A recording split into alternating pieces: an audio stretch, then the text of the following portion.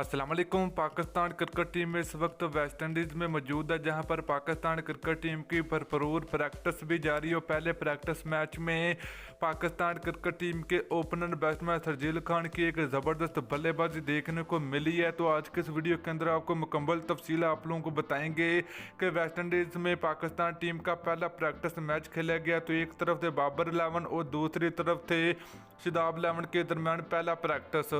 तो दोस्तों, जहां पर पाकिस्तान क्रिकेट टीम के ओपनर बल्लेबाज शर्जील खान की एक तूफानी बल्लेबाजी देखने को मिली है। तो आज के इस वीडियो के अंदर आपको बताएंगे।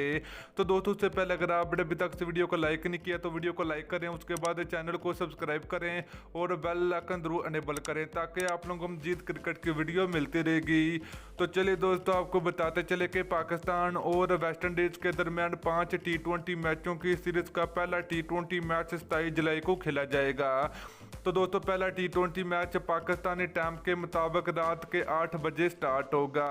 तो दोस्तों, पहले T20 मैच से पहले पाकिस्तान क्रिकेट टीम के दो बड़े कप्तानों के दरमियान एक बड़ा मुकाबला खेला जा रहा है। पहला प्रैक्टिस मैच खेला जा रहा है पाकिस्तान क्रिकेट टीम का वेस्ट इंडीज में, जहां पर दो कप्तान होंगे। एक तरफ थे बाबर 11 और दूसरी तरफ है शादाब 11 के दरमियान पहला प्रैक्टिस मैच।